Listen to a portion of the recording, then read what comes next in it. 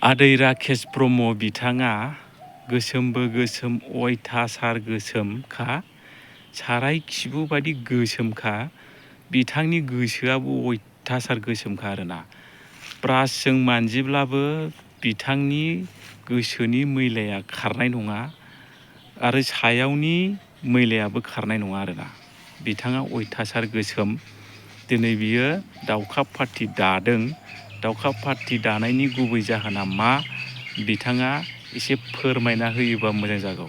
जोंनि बुजिनायाव, जोंनि मोनदांनायाव जानो हागौ बिथाङा जोंनि भारत हादराव फरायसाफोरखौहाय कक्रस माने खांखमा होननायनि थाखाय बिथांमोना जे कक्रस पार्टि दादों, नङा होमबा? बैखौ नोजोर बोनानै बिथाङाबो सानदों जानो हागौ जे आंखौ दावखा बुंनायनि थाखाय आङो दावखा पार्टि दागोन।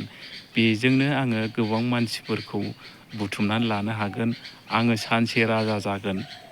नोंथाङा बेबायदि सानदों जानो हागौ। नाथाय नोंथांनि साननाय हनाय गासैबो फैमाल जागोन, नङा होमबा? दिनै प्रमद बर' सारनि अननायाव नोंथाङा इलेक्सन देरहाबाय, EM जाबोबाय, थाखा फैसा खामायबोनो हाबाय।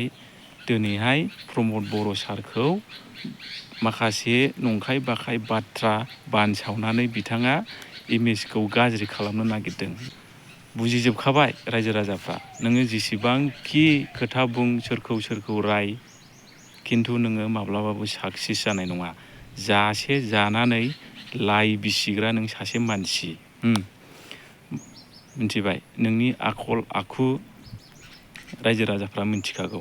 आरो माखासे बाथ्राया जोंनि बड'लेण्ड हालामाव माखासे धोरोमनि बाथ्राखौ लानानै नोंथाङा खोथा बुंदों। नोंथाङा सासे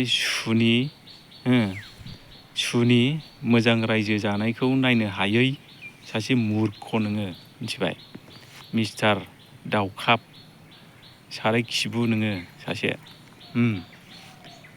मा सानदों नोंलाय जोंनि बड'लेण्डनि रायजो राजाफोरखौ? नों हाजार गिदिर गिदिर मानसिखौ लानानै नोङो पार्टि दा, नोंहा जेबो मुलाम्फा गैया। दावखा गोसोम, गोसोमबो गोसोम, अयथासार गोसोआबो गोसोमलै नोंना, मिथिबायना?